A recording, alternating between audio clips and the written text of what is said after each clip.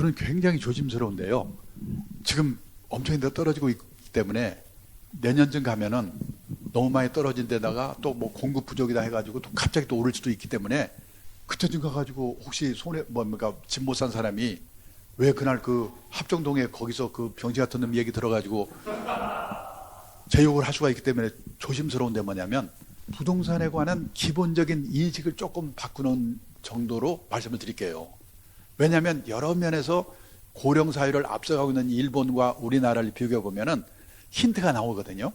우선요, 재작년에 한국은행에서요, 주요국의 물가, 구매력 평가 환율을 기준으로 가구당 순자산을 계산해서 발표했는데 우리나라는 59만 4천 달러, 7억이 넘죠.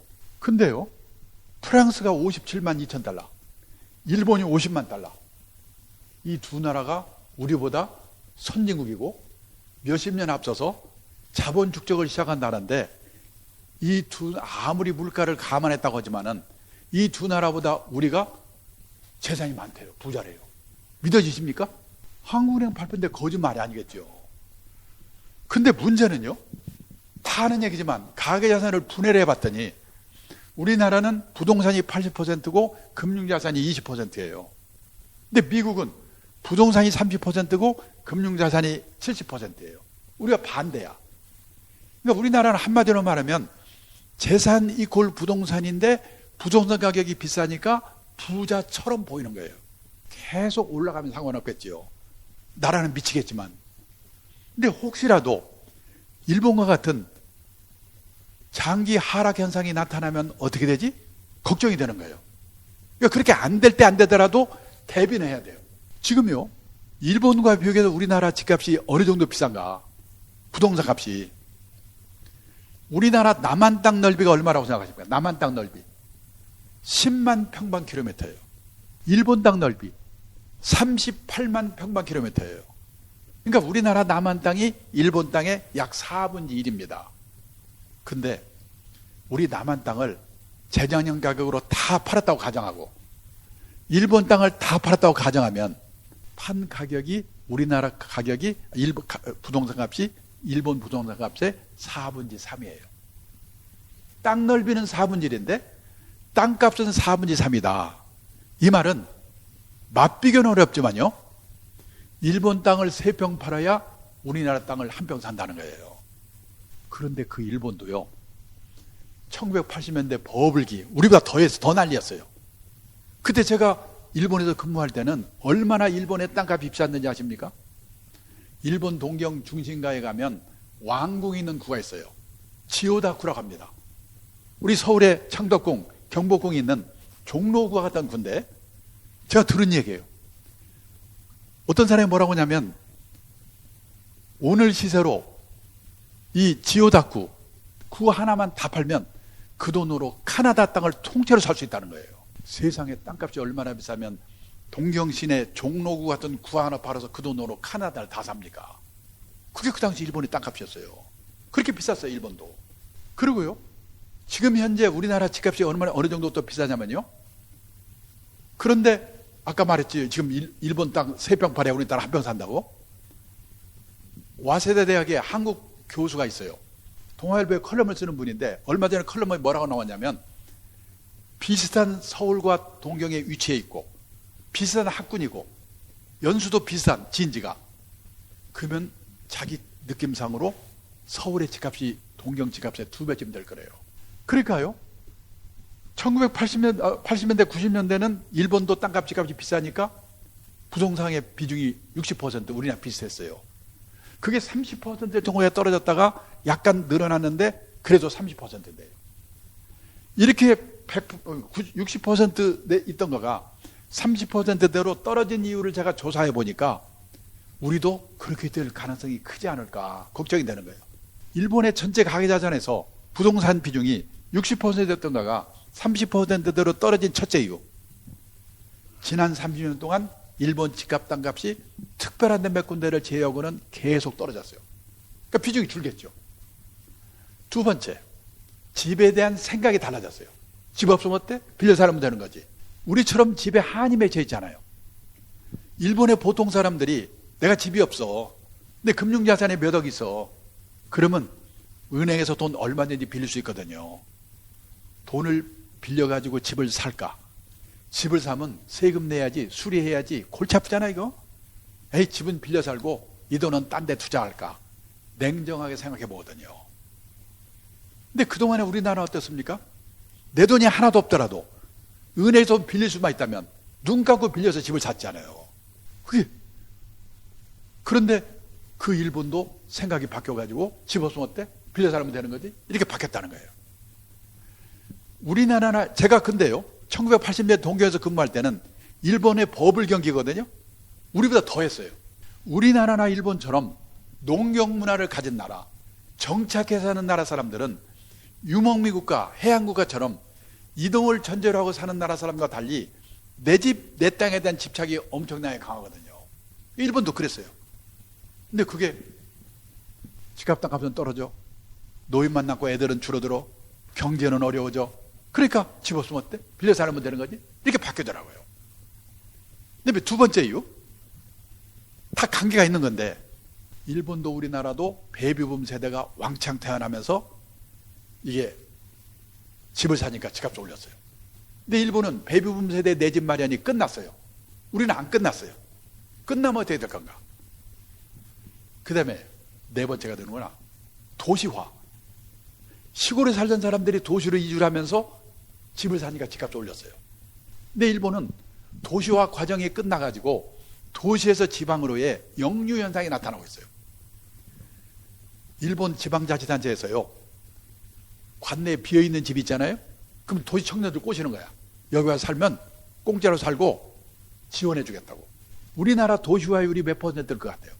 도시화율은 전체 인구 중에서 도시에 사는 사람 인구 비율을 도시화율이라고 하거든요.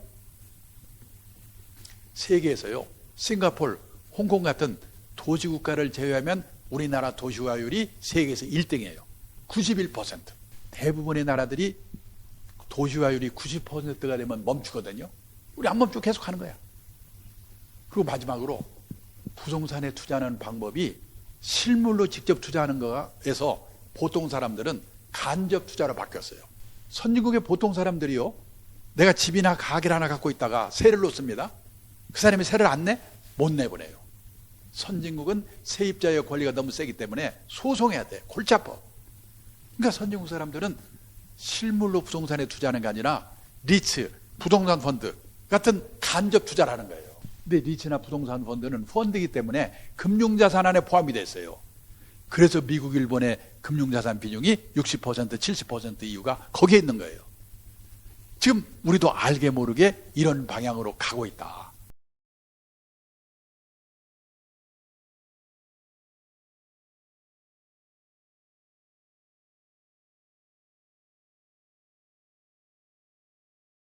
근데요, 그거는 이 사람마다요, 부동산이 있을 때 안심이 되는 사람이 있고, 뭐 없으면 어때 이렇게 생각하는 사람이 다 다르기 때문에 함부로 이렇게 어떤 사람은 굉장히 이 안심감을 갖는 거에 더 가치를 둘 수가 있고, 그렇기 때문에 함부로 사세요 파세요 이렇게 못 하겠어요. 그러니까 결론을 그러면 어떻게 하란 말이냐, 사고 팔고 어떻게 하란 말이냐. 그 말은 제가 함부로 할 수가 없는 게 뭐냐면, 제가 2년 전에요, 강남의 반포에 재건축이 끝나가지고 입주한 아파트 경로당에 가서 강의를 했는데, 끝나니까 한 분이 저한테 오시더니 뭐라고 하냐면, 자기가 그 관내에, 그 단지 안에 45평짜리 아파트를 갖고 있었대요. 근데 입주 전에 벼락같이 오르니까 꼭지구나 20m에 팔았답니다. 팔고 나서 10억이 올랐대요. 환장하는 거죠. 저한테 질문이 뭐냐, 지금이라도 판 아파트를 되사야 될까요? 어떻게 될까요? 제가 그걸 대답할 수 있으면 거기를 왜 갑니까? 근데 다들 예측하려고 하니까 문제가 있단 말이죠. 저는요, 자금이 있으면 빚내지 않고 할 수 있는 자신이 있으면 사셔도 좋아요. 그건 좋은데, 살 집 하나니까. 근데 뭐냐면, 투자라고 하는 것은 리스크가 따르는 것입니다. 따라서 재산이 한 곳에 집중되어 있으면 안 됩니다. 그렇게 해서 빚내서 사면 100% 부동산이 될 거 아니에요. 갖고 있는 재산이 100% 부동산에 몰빵되어 있다면 그 부동산이 오를 때 오를 망정 우선 10% 20%라도 금융자산을 가지세요. 그리고 나이가 들어가면서 금융자산의 비중을 높여가셔야 됩니다. 환갑 나이쯤 되면요, 선진국 수준까지는 안 가더라도 부동산과 금융자산 비중이 반반 정도는 돼야 된다. 그래야지 오르든 떨어지든 하우스포가 될 염려는 없다. 일본 같은 경우는 그 조정을 미리 안 했기 때문에 가격이 조정을 해준 거예요. 가격이. 그러고요, 지금 우리나라는 아파트의 지금 비중이 얼마냐면, 일본 얘기를 하나 하겠는데요.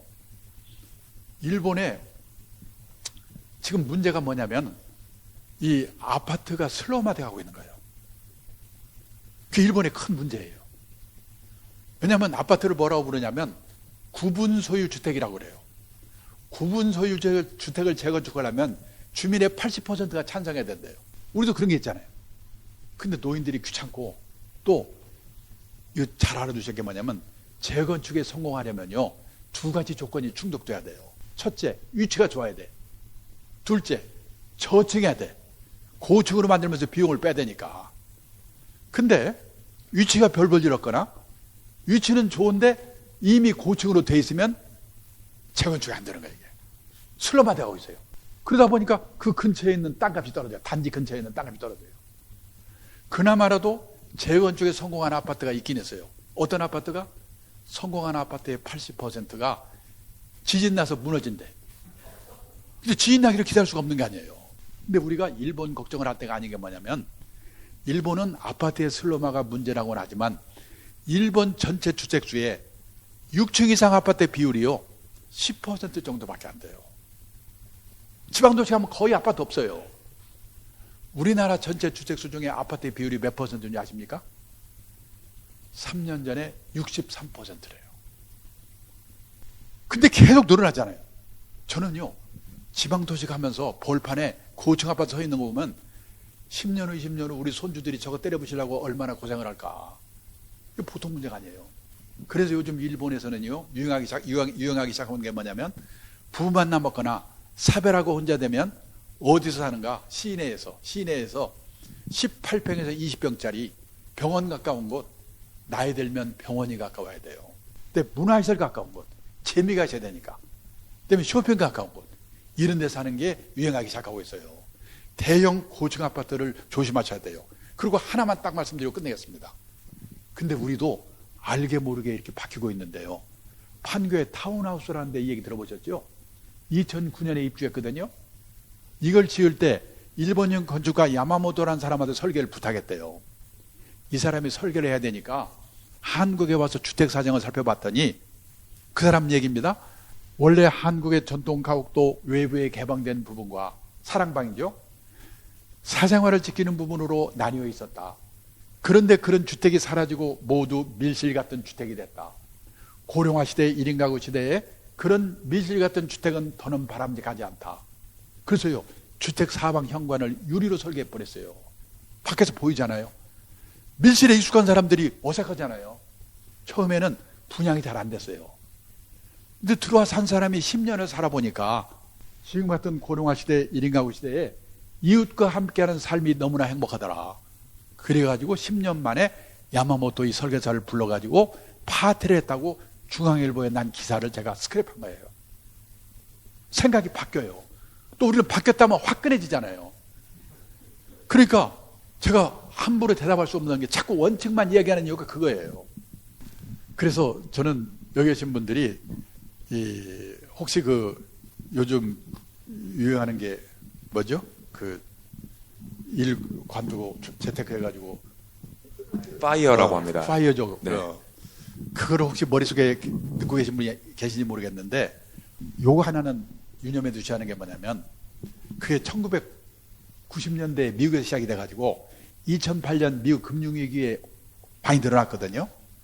근데 원래 그 파이어족은 재테크에서 돈을 왕창 벌어가지고 회사 관두는 게 아니고, 직장인이 절약을 해가지고 심지어요 70%까지 월급의 70% 저축을 하는 거예요.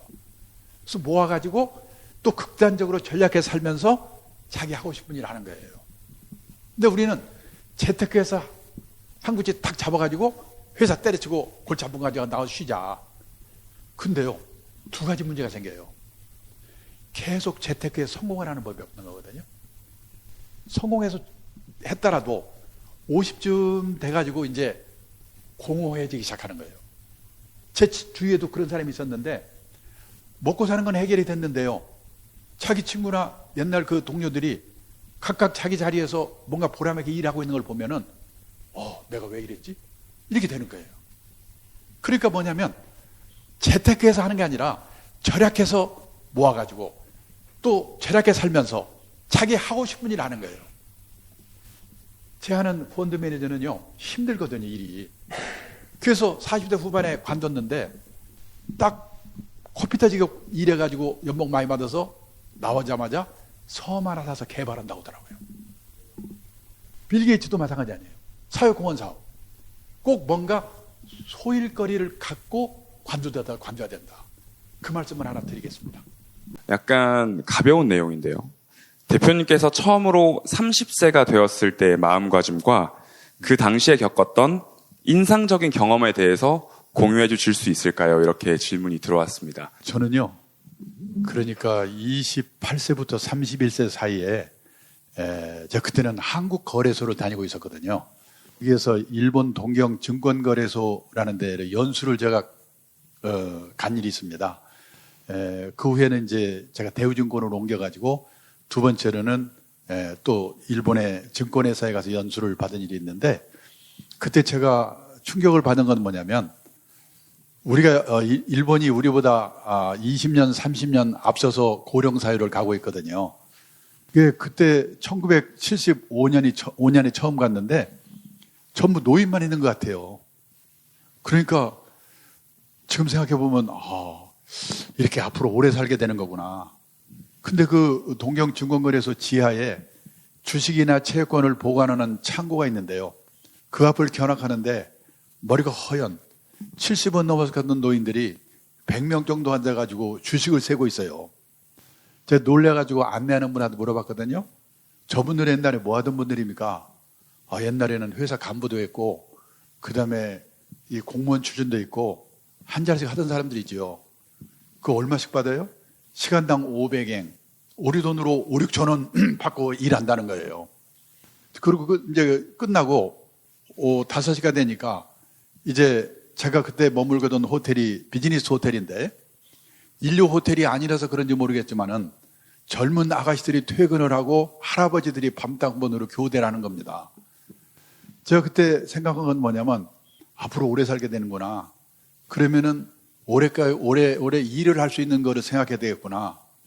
그 나이 들어서도 일을 한다는 거는 이 폼나고 권한이 있는 일은 젊은 사람한테 주고 저렇게 허드렛 일에 가까운 일도 해야 되는 거구나. 그래서 저는 그때부터 제가 높이 올라가거나 연봉을 많이 받거나 그거보다는 어떻게 좀 늦게까지 일할 수 있을까. 그거에 많이 관심을 가졌던 것 같아요. 저는요, 이 나이가 돼 보니까 이 간접적인 경험을 하는 게 참 중요하구나 그런 생각을 하는데요. 그런 의미에서 저는 지난 50년 이 업계 생활을 하면서 간접적인 경험을 할 기회가 좀 있었다는 게 행운이었던 것 같아요. 제가 대표적인 거 3가지만 말씀을 드리면요. 제가 복학생으로 이제 군대 갔다 와서 대학생인데요. 그때 제가 다니고 있던 교회가 있는데 그 목사님이 설교를 하는데요. 앞뒤에 무슨 말을 했는지는 모르겠어요. 근데 장폴 사르트르가 했다는 얘기인데요. 인간은 타인의 눈길에서 지옥을 경험한다. 그 얘기를 그때 그분이 하셨는데 왜 그런지 모르지만 그게 저한테 휠이 꽂힌 거예요. 그러면서 우리가 살아가면서 남의 눈을 너무 의식하기 때문에 일이 안 된다. 제가 지금까지 저는 50년 이 업계에서 일을 할 수 있었던 가장 큰 무기가 뭐냐면 저도 마음이 약하니까 남의 눈에 신경을 쓰지요. 그럴 때마다 이분 생각을 하면서 어떻게 하면 내가 남의 눈에서 신경 안 쓰고 종속되지 않을까. 저는 미국에서 살아보지 않았지만요. 그 미국서 온 사람이 그러더라고요. 거기는 학교를 졸업해도 넓은 천지에 흩어져 버리기 때문에 친한 사람 몇몇 빼고는 누가 어디서 뭐 하는지도 모른대요. 근데 우리는 동창회 향후에 동네 모임 모여가지고 걔는 공부도 못하는 게 얼굴 좀 이쁘다고 뭐 사고 뭐 돈 많다고 이거 하고 나는 점심에 이거 먹었다고 사진 찍어 올리고 우리나라처럼 남의 눈 때문에 이렇게 미치는 나라가 없거든요. 남의 눈에서 벗어나지 않고 남의 눈에서 종속되지 않고 자기 소신대로 할 수 없으면은요, 여러 가지 무슨 일을 할 수가 없는 거예요. 그 계기가 된 게 이때 이분의 설교가 저는 도움이 됐는데, 그 두 번째가 아까 말했지만은 일본에서 제가 그 후에 또 8년 동안 근무를 했거든요. 그러면서 일본이 우리보다 앞서서 고령사회를 가고 있는 거를 미리 보고, 나도 저런 준비를 해야 되겠구나. 그 준비를 했던 게 또 지금 도움이 많이 되고 있는 거예요. 그 다음에요, 2000년대 초에 제가 1947년생인데 그 일본의 1947년생이 베이비붐 1세대거든요. 그 사람들이 60세 정년퇴직을 앞두고 몇 년 전인데요. 퇴직 후에 후반 인생에 대한 그 책들이 많이 나왔어요. 제가 한 20권을 사가지고 그걸 읽었는데 가장 거기서 강조하는 게 뭐냐면 가장 확실한 노후 대비는 평생 현역이다. 이 일에 관한 이야기를 많이 하는 거예요. 그래서 제가 그때부터 저는 뭔가 일을 할 수 있는 방법을 많이 생각해 봤거든요. 그 중에 하나가 뭐냐면은 제가 자산운용사, 펀드를 운용하는 회사의 대표를 제가 2번을 했는데 그걸 하면서 보니까 이 자산운용업이 성공하기 위해서는 운용만 잘해도 되는 게 아니라 이 투자자들이 단기 시황에 쫓겨가지고 샀다 팔았다 반복해서는 안 되는구나. 이분들이 장기 분산 투자를 하도록 설득하는 게 중요하구나. 그걸 제가 깨닫게 된 거예요. 그리고 일본, 미국의 제 나이 또래 된 친구들이 하는 걸 보니까 투자 교육이라는 걸 하고 있더라고요. 나도 저걸 해야 되겠구나. 그래서 제가 그때 사장을 하면서도 절반 정도는 마케팅 차원에서 투자 교육 활동을 했어요. 근데 그 회사가 외국회사에 팔렸어요. 그래서 사장에서 나와가지고 이제 또 취직을 해봤자 한 2년 하다가 또 잘리겠지. 그러느니 뭔가 지금 내 라이프워크를 가져야 되겠구나. 그래가지고요, 그 미래에셋 박현주 회장님한테 제가 제안서를 보냈어요. 미래에셋 그룹에서 투자교육연구소를 만들게 되면 이런 좋은 점이 있을 겁니다. 근데 이분이 30조만 하자고 그래가지고 제가 9년 동안 일을 했어요. 그리고 65세가 돼가지고 민망해가지고 나와서 1인 연구소 시대거든요, 지금은. 1인 기업 시대거든요. 1인 연구소를 만들어서 1년 반쯤 하고 있는데 지금 그 트러스터이라는 운영회사에서 밖에서 하지 말고 우리 안에 들어와가지고 당연히 하는 일을 그대로 해라. 거기 들어가서 지금 8년째 이런 일을 하고 있어요. 그러니까 뭐냐면은 자기가 창직을 해가지고, 저는 창직했다고 생각해요. 그리고 그거를 누군가에 제안을 해서 그 안에서 일을 하고, 그리고 안 되면 나와서 1인 연구소를 만들기도 하고, 그런 생각을 하게 된 게 이런 식의 간접 경험이 있었기 때문에 가능한 거예요.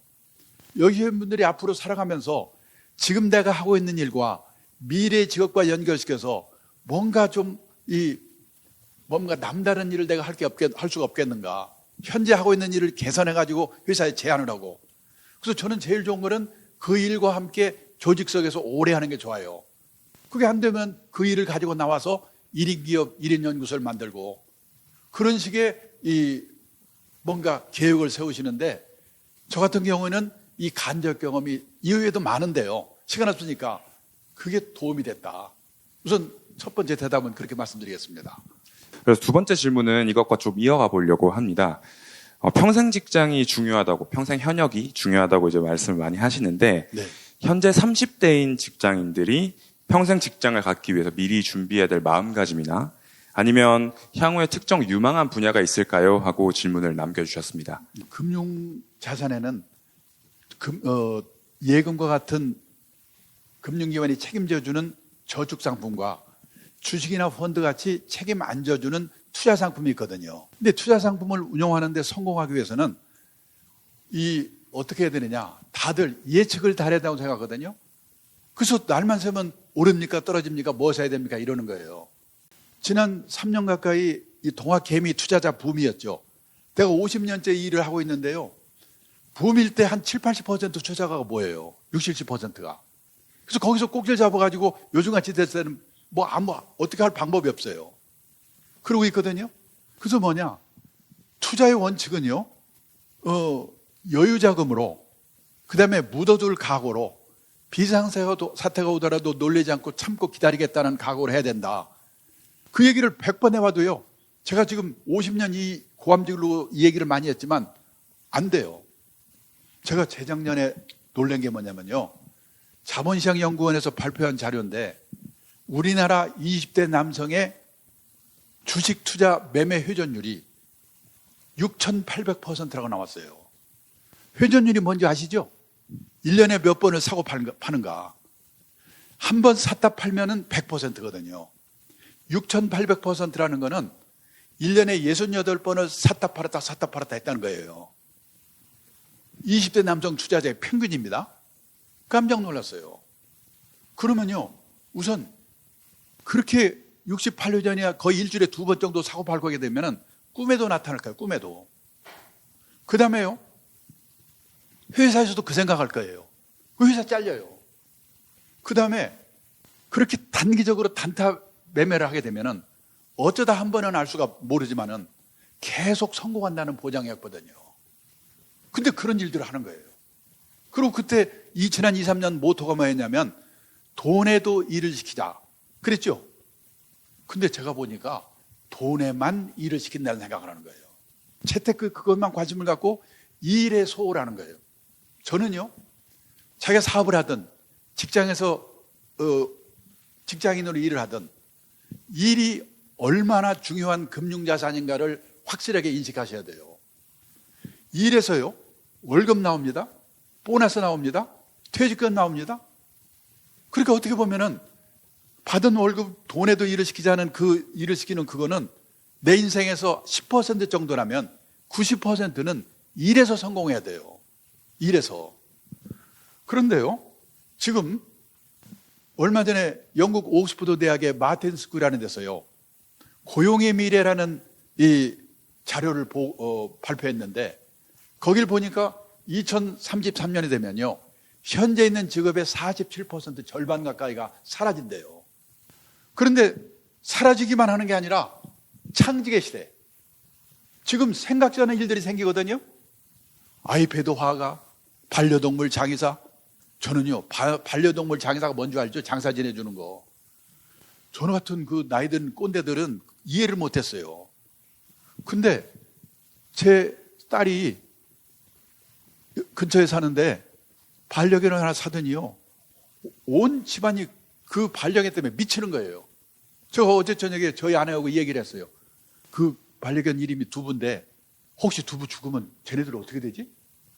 온 집안이 난리 날 거예요. 부모님 돌아가신 것보다 더 날릴 거예요. 그러니까 반려동물 장의사가 생기는 거예요. 그 다음에 인터넷 장의사. 인터넷 장의사가 뭔가 했더니 과거 흔적 지워주는 거더라고요.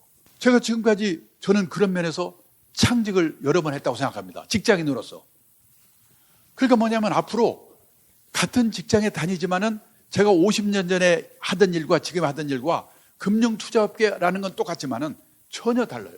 예를 들어서요, 한때는 제가 일본 전문가로 밥 먹고 살았거든요. 동경 사무소장을 하면서 일본 투자가들을 유치하는 일을 했어요. 그때는 일본이 1980년대 버블 기기로 아주 잘 나갈 때니까 일본이 세계 1등이라고 하면서 우리나라 모든 사람들이 일본을 배우자 날치는 거예요. 그런데요, 제가 1989년 2월 달에 동경에서 돌아와서 이제 본사 국제영업부장을 하고 있는데 이게 90년대부터 일본이 망가지는 거예요. 일본이 별볼 이렇게 돼버렸어요. 그러니까 일본 그때 당시에 같이 소장하고 있던 사람들이 다 잘렸어요. 50 좀 넘어가지고.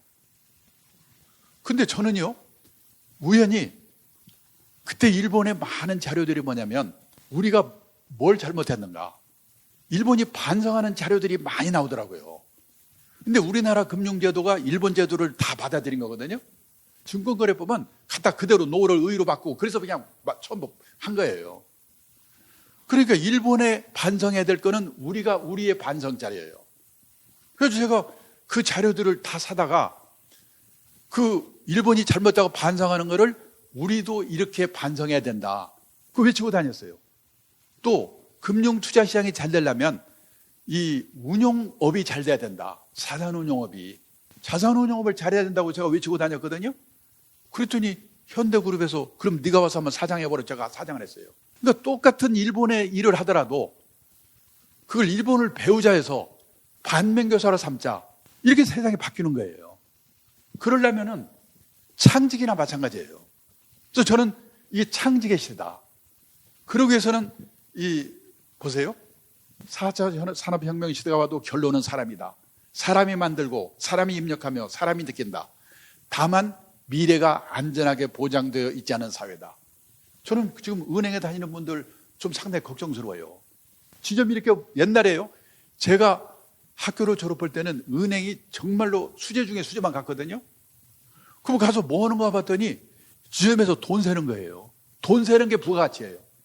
그 다음에 주판, 글씨 쓰는 거. 그리고 고액 연봉을 받았어요. 지금 돈은 다 기계가 세잖아요. 마찬가지로 미래가 안전하게 보장되지 않은 사회고 수많은 일자리가 사라지고 새로 생기거든요. 그래서 뭐냐면 이 창직의 시대에는 생각하는 능력이 있어야 돼요. 우리는 외우는 것밖에 그동안에 못했거든요. 그래서 이 뭔가 창직의 시대에 나는 새로운 직장 안에서도 그렇고 사업도 그렇고 뭘 창직해서 내가 해볼까. 그런 노력을 해야 된다는 거예요. 자, 그 다음에요. 다들 그렇게 해서 이제 전부 자기 능력 향상을 위해서 공부들 하고 여기 지금 오셨죠? 근데 제가 중요한 게 뭐냐면은 나이가 30이 아까 얘기했는데 넘어가면요. 인격 개조 어려워요. 단점을 바꾸기 어려워요. 그 다음에 저는 영어를 못해서 무지하게 스트레스를 받았거든요. 매년 1월 달이 되면 금년엔 내가 영어 돌파한다. 그래서 한 달쯤 다니다가 치우고 그걸 한 20, 30년 했어요, 제가. 어느 날, 나는 이거 못하는구나. 그걸 딱 포기하고 내가 잘하는 것만 하자. 저는 부부 생활도 마찬가지라고 생각해요. 우리가 사회생활 하다 보면은 누구누구는 운이 좋다. 이런 말을 자주 듣거든요. 근데 운이 좋다는 거는 자기의 장점은 살고 단점은 가려지는 환경을 만나는 것이다. 그런 배우자, 그런 동료를 만나는 것이다. 모든 사람은 스타일을 다를지라도 이 평균 정도의 장점과 단점을 갖고 있을 것이다. 그런데 그런 장점은 나타나지 않고 단점만 증폭되어 나타나는 환경을 만난다면 그 사람은 운이 나쁘다고 할 것이다. 그러기 위해서 만약 내가 사장을 2번 했지만요. 구조조정하는 회사에 사장을 했으면요. 3개월 만에 잘렸을 거예요. 제 성격에 새로 생긴 회사를 키우는 데 맞기 때문에 사는 거예요. 그래서 저는요. 성격도 마찬가지고 능력도 마찬가지고 이제 30이 넘어가면은 이제 새로 한다는 게 어려워요. 그래서 뭐냐? 나의 장점이 이건데 이것이 살고 이거는 좀 가려질 수 있게 하려면 어떻게 해야 될까? 그런 노력을 하셔야 된다는 생각을 합니다. 그래서요. 이제 인생 단계별로 해야 할 일이 있는데요. 우선 그걸 하기 전에 많은 분들이 100세 시대라고 그러는데 노후 자금이 10억 있어야 돼요? 7억 있어야 돼요?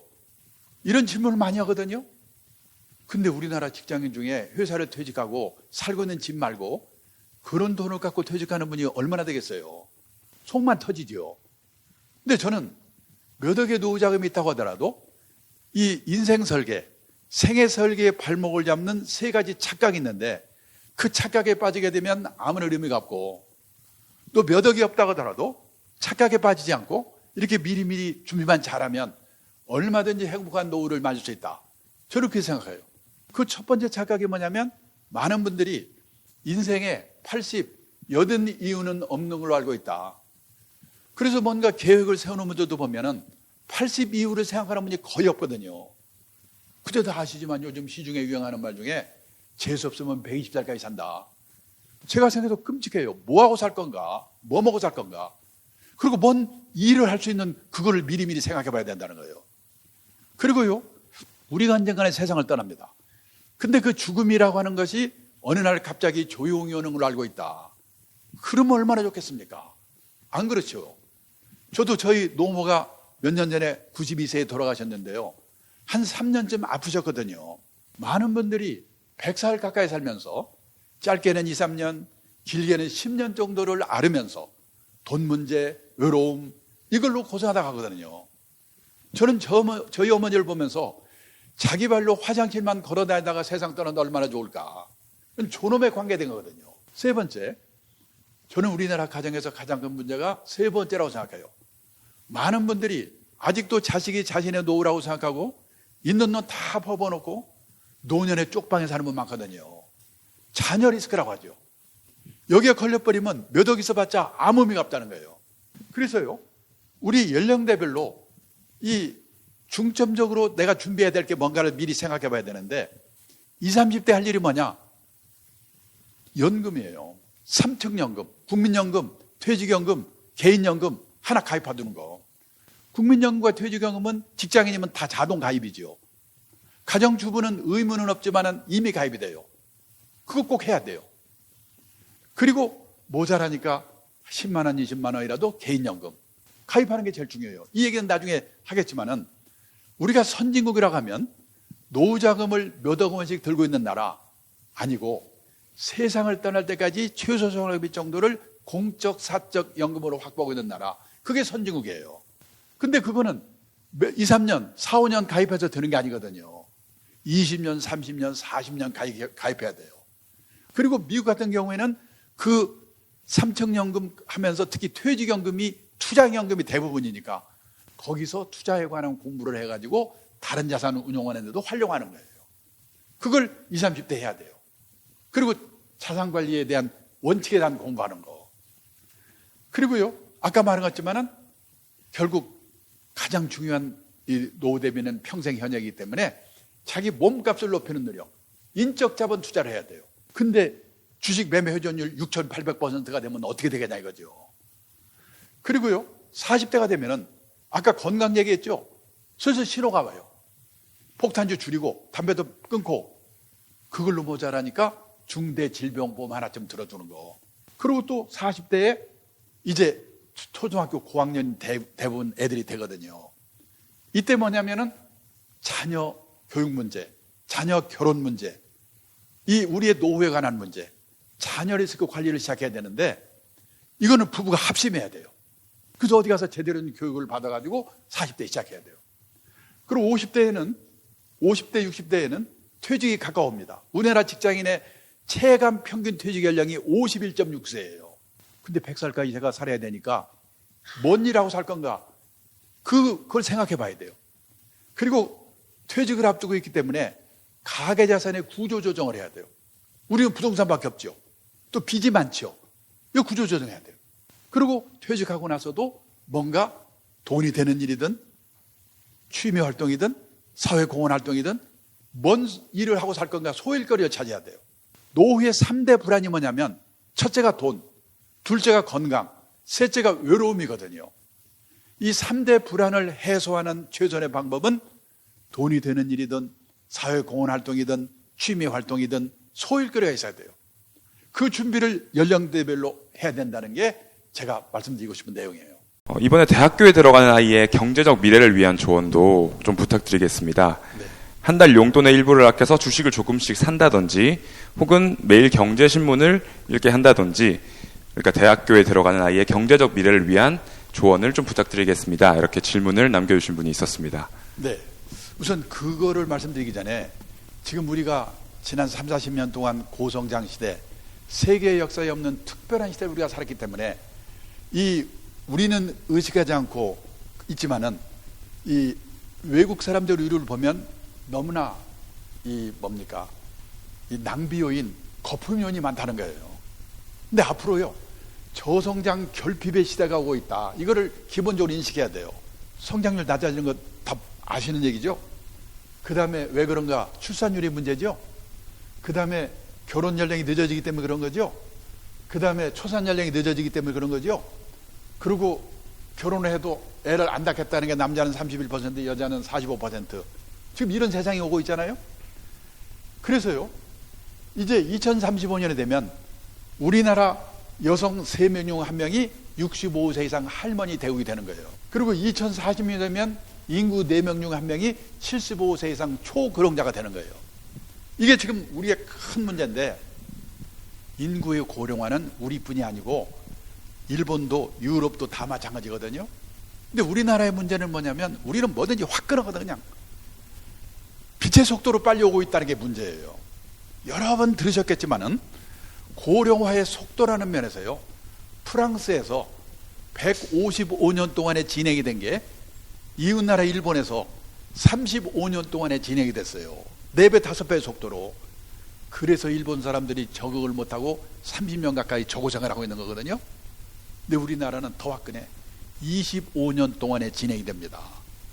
프랑스 같은 나라는 155년 동안에 서서히 적응해 가면 돼요. 우리는 25년 동안에 총알같이 적응하지 않으면 살아날 수 없게 됐다는 거예요. 그래서요, 엊그저께까지 상식으로 생각했던 직업에 관한 생각, 주택에 관한 생각, 애들 교육에 관한 생각, 애들 결혼에 관한 생각, 내 노후에 관한 생각, 이 생각을 180도 바꿔야 돼요. 예를 들어서요, 조상님들 산소수는 장묘문화 한번 생각해 보겠습니다. 제가 1988년 서울 올림픽 하던 해에 동경에서 근무를 하다가 아버지가 돌아가셔서 벼락같이 와가지고 산소 자료를 구하는데요, 없어요. 벽제를 갔더니 북향에 절벽 같은 데밖에 없어요. 어떻게 아는 분을 통해서 천안에 모셨거든요. 그때 우리나라의 화장률이 15%였어요. 일본은 그때 100% 화장했거든요. 저 그때 무슨 걱정을 했냐면, 이러다가 우리나라는 삼천리 강산이 무덤으로 덮이겠구나. 근데요, 그로부터 10년 후 SK그룹의 최종 회장이 돌아가시면서 이 수목장을 했어요. 화장을 했어요. 이분은 화장 캠페인 한 분이거든요. 영향을 줬나? 화장률이 20%가 됐어요. 3년 전인가요? LG그룹의 구본모 회장 돌아가시면서 수목장을 했어요. 지금 우리나라의 화장률이 몇 퍼센트인지 아시는 분? 3년 전에 88%, 지금은 90%가 넘었을 거예요. 지금 산소짜리 사놓은 거는 안 팔려. 뭐가 없죠? 화장터가 없어가지고 4일장, 5일장 하고 있잖아요. 지금 일본은 더 난리예요. 이 수명이 늘어날 때는 잘 죽지 않기 때문에 별로 문제가 없는데요, 어느 한계에 도달하면요, 한꺼번에 돌아가시는 거예요. 그래서 일본을 지금 뭐라고 하냐면 죽음이 많은 사회, 다사사회라고 그래요. 근데 거기도 혐오시설이라고 화장터를 앉아가지고 화장할 데가 없는 거예요. 시신을 병원에서 갖고 나가라고 그러지 집에 놔둘 수도 없지. 요즘 일본에서 유행하는 게 뭔지 아십니까? 시신 보관 호텔이 유행해요. 이렇게 세상이 바뀌는 거예요. 그래서 다시 말씀드리는데, 엊그저께까지 상식으로 생각했던 직업에 관한 생각, 주택에 관한 생각, 애들 교육에 관한 생각, 애들 결혼에 관한 생각, 내 노후에 관한 생각, 이 생각을 180도 바꿔야 돼요. 그 중에 하나, 오늘의 주제, 가정경제 측면에서 빨리 바꿔야 될 게 뭐냐면 절약이거든요. 제가 어디 가서 절약을 얘기하면요, 많은 분들이 김사는 표정이에요. 재테크 강조하라니까 뭐 종목이나 하나 기발한 거 찍어줄까 하고 왔더니 겨우 한다는 말이 절약하라고? 여보세요, 그 유치원 때부터 내가 들은 얘기예요. 아마 그러실 거예요. 그런데 우리가 알아야 될 게 뭐냐? 지난 30년 동안 고성장 시대, 세계의 역사에 없는 특별한 시대를 우리가 살아왔기 때문에 우리는 의식하지 못하고 우리는 아낀다고 생각하는데, 미국, 일본 선진국 사람들이 우리를 보면은 너무나 낭비요인, 거품요인이 많다는 거예요. 필요 없는 자동차. 재미교포가요, 성공해가지고 서울에 사장 발령받아 와서 몇 달을 살더니 뭐라고 하는지 아세요? 서울에 와서 몇 개월을 살아보니까 서울처럼 대중교통이 발달된 도시가 세계에서 몇 개 없다고 합니다. 근데 1km 가면서 자동차 끌고 가더라 이거죠. 그 사람들 눈에는 참 이상한 거예요. 저는요, 서울 시내에서 강의 요청받고 가잖아요. 10번에 7번은요, 차 갖고 오세요? 이것부터 물어봐요. 이 교통 좋은 데서. 다 머릿속에 그 박혀 있다는 거예요. 필요 없는 자동차, 교육비, 결혼비용, 경조사, 이거 작심하고 아끼지 않고는 노후 준비가 안 되게 돼 있거든요. 얼마 전에 조선일보에 의미 있는 기사가 있었기 때문에 읽어드리겠습니다. 결핍의 시대 대비해 어떤 무기 준비하나요? 결핍은 있어야 할 것이 없어지거나 모자란 상황을 말합니다. 고도 성장 시대에는 이 있어야 할 것의 기준이 높아도 괜찮았습니다. 성취할 기회가 많았으니까요. 하지만 성취의 기회가 적고 평준한 저성장 시대에는 있어야 할 것의 기준이 높을수록 좌절하고 불행해질 확률이 높아집니다. 그래서 요즘 생각이 있는 부모들은 다른 것보다도 자기 애들에게 결핍에 적응하는 방식을 가르치고 있다는 거예요. 제가 얼마 전에 모임에 갔더니 유명한 교수님이 제 앞에 있는데, 제 옆에 있는데 외동딸이래요. 그의 봄에 대학을 졸업했는데 그때까지 취업을 못했답니다. 괜찮은 대학 나왔고 유명한 교수가 한 번만 부탁하면 안 될 것도 없는데 안 한대요. 재수해서라도 네 힘으로 들어가라. 결핍에 적응하는 맛을 가르치기 위해서. 자기 딸이 용돈이 궁한 것 같은데 자기 돈이 있거든요. 주고 싶은 마음이 꿀뚝 같은데 참고 참는데요. 결핍에 적응하는 맛을 가르치기 위해서. 우리가 그걸 안 해가지고 우리 애들이 지금 장난이 아니거든요. 한 달에 10만 원 쓴 사람이 9만 원을 쓰게 되면 10% 절약한 겁니다. 고성장 고금리 시대에는 그까이 그 주식 사서 부동산 사서 10% 수익 내면 되는 거지. 다 그런 생각을 했거든요. 그런데 이게 저성장 저금리 시대는 막말로 엿장수 맘대로 안 되거든요. 근데 절약은 하기에 따라서는 자기 의지대로 절 수가 있다는 거예요. 제가 10몇 년 전에 일본에 책방에 가니까 절약에 관한 책들이 쫙 깔려 있는 겁니다. 그때만 해도요, 신경일나게 돈 버는 책 ano고 쪼잔하게 무슨 절약이야? 한번 내일 시내 서점에 들려보세요. 우리나라 서점에도 여자의 습관, 우아하게 가난해지는 법, 120만 원 날 살아보기, 이런 책이 쫙 깔려 있어요. 선진국이 걸어간 길을 우리가 그대로 따라가고 있거든요. 가면 갈수록 절약의 중요성이 높아질 거예요. 그 중에도 제일 중요한 게 뭐냐? 자식한테 들어간 돈을 아껴야 자식도 망쳐먹지 않고 아낀 돈으로 노후 대비할 수 있다는 거예요. 세계에서 우리나라가 소득 대비 돈 제일 많이 쓰는 나라 다 아시죠? 우선요, 제가 놀란 게, 제가 3년 전인가요? 서울의 40대 후반에 부부가 맞벌이하는 커플 3커플을 인터뷰했는데요. 그 중에서 맞벌이에서 다 제일 과외비를 덜 쓰는 집이 이 집이에요. 맞벌이 해가지고 1억을 번대요. 근데 그 중에서 초6, 중2 2명 과외비로 3,360만 원 쓴대요. 그 다음에 옷 사주고 책 사주고 등록금 내고 먹고 살고 언제 저축합니까? 그런데요, 이게 67세까지 1억씩 벌면 상관없어요. 아까 말씀드렸죠? 51.6세가 퇴직 연령이라고. 작년에도 보니까 회사에 70년생 상무 이 사람들 많이 나오더라고요. 그러면요, 재취업해봤자 먼저 받은 월급에 절반 받으면 끝내줘요. 재취업해서 연봉 2천만 원이 무지가 어렵거든요. 근데 그때 애들은 대학 들어가 결혼비용, 노무요양비, 의료비 들어. 그래서 1억씩 벌던 사람이 나중에 중산층에서 탈락하는 거예요. 그래가지고 뭐냐, 이 보세요. 그렇게 했는데도 지금 취직 안 돼서 난리죠. 또 예를 들어서 요즘 그 법대가 문과 커트라인 1등이라고 그러는데 변호사가 요즘 얼마나 어려운지 아십니까? 놀랬는데요, 우리나라 변호사 1번 등록이 1906년에 나왔어요. 그 다음에 만번째 등록이 2006년. 변호사가 10,000명으로 늘어나는데 100년이 걸렸어요. 그때는 변호사 끝내줬죠, 귀하니까. 근데 또 10,000명 늘어나는데 8년, 또 10,000명 늘어나는데 5년. 지금 변호사 30,000명 시대거든요.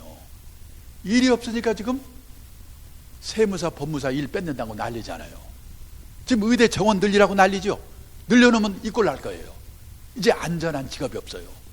그래서 뭐냐, 우리 애들도 이 시대에 맞는 제대로 된 직업관을 갖는 거.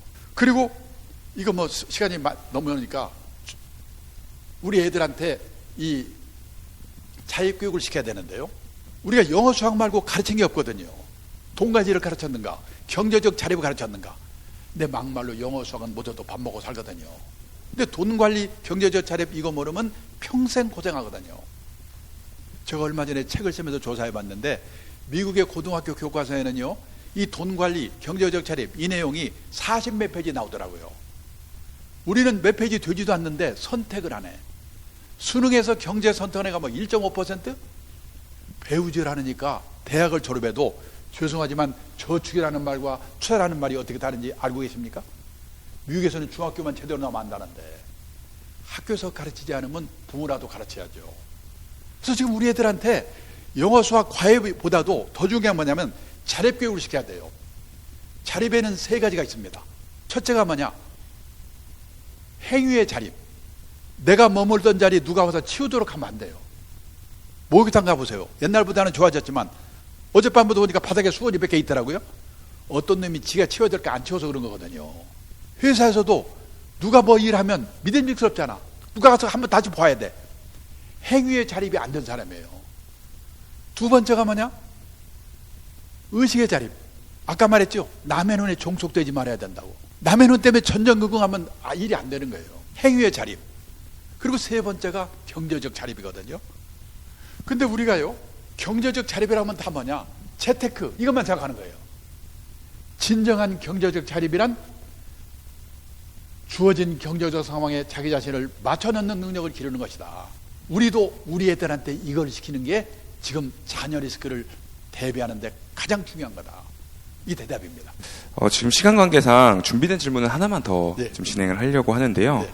혹시 연금펀드 관련한 질문도 괜찮으실까요? 야, 그래요? 부동산을 빼고? 네. 네.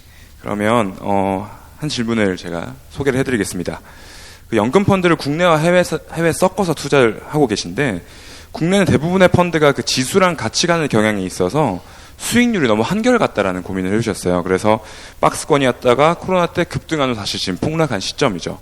그래서 두 가지 질문을 주셨는데 1번 미국장처럼 10년 투자 시 상승한다라는 전망이 국내장에는 불가능할까요? 라는 기본적인 고민을 해주셨고 두 번째로는 국내장은 그러면 지수 추종 펀드보다 개별 배당주가 더 노후 투자에 적합할까요?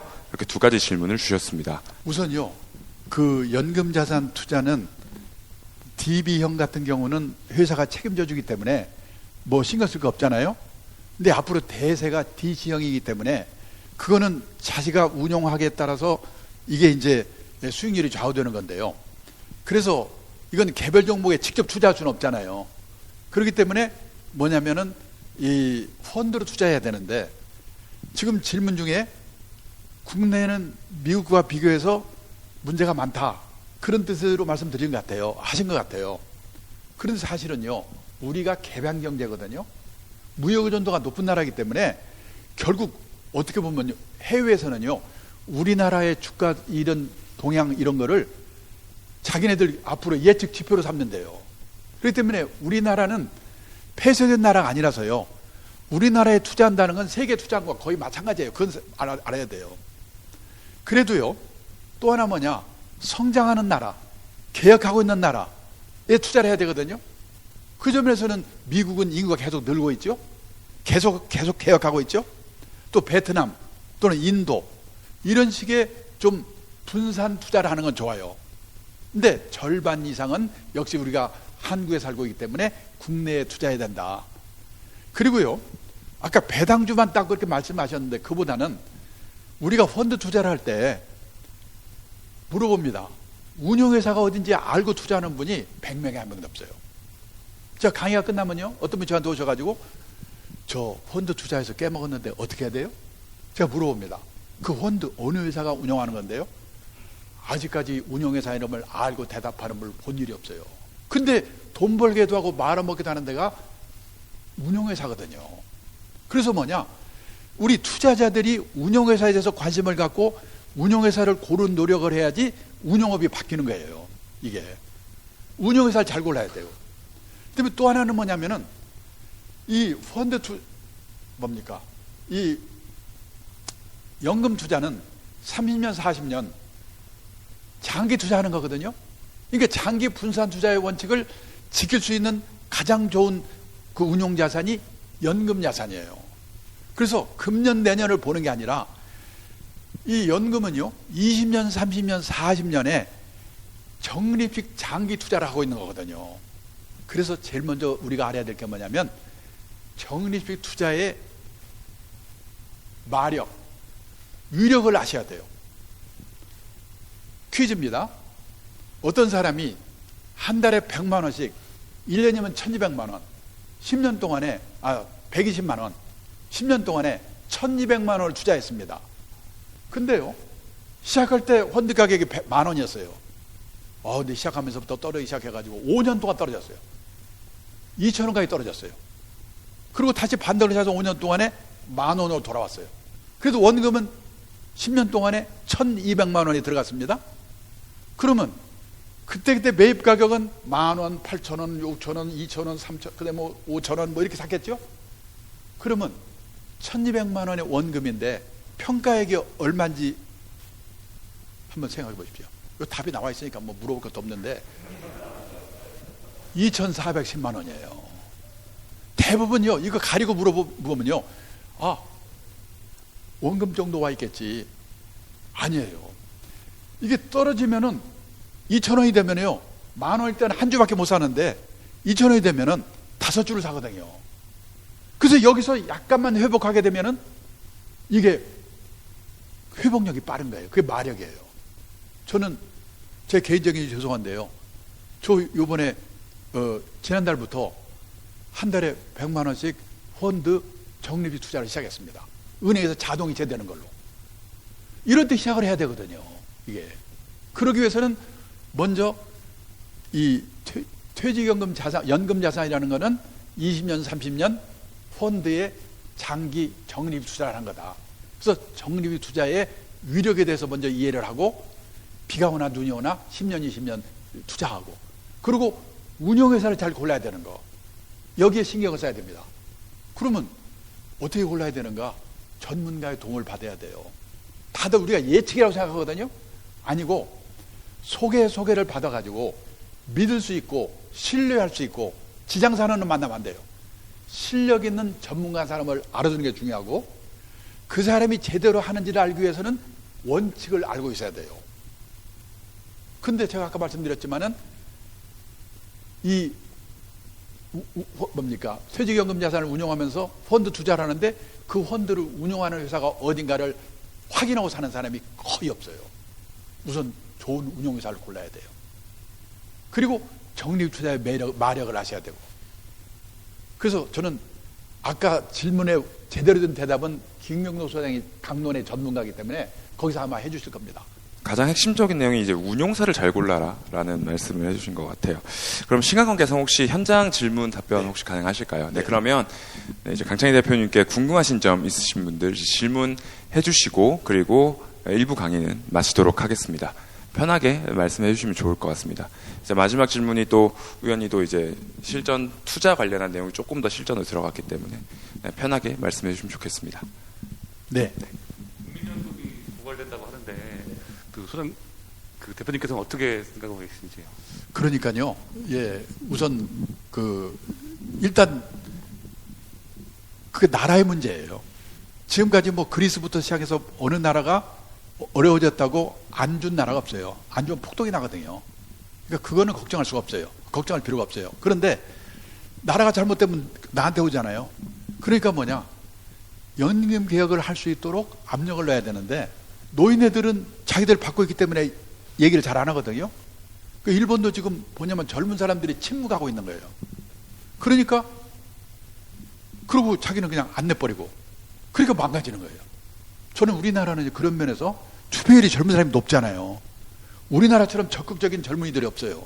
계속 그 정치가들한테 압력을 넣어야 돼요. 그래서 2030 세대가 침묵하면 연금은 부실해진다고 생각하기 때문에 목소리를 내셔야 된다고 생각해요. 이번에 연금 개혁 한다고 그러는데 진짜 할 수 있도록 아니 지금 어제 아침에 성남 시청 앞에 와서 왕창 모였던 사람들 뭐라고 그러죠? 개딸인가? 그런 식의 그 역할을 하셔야 돼요. 네, 그러면 1부 강의 여기까지 마치겠습니다. 박수로 마무리하겠습니다. 감사합니다.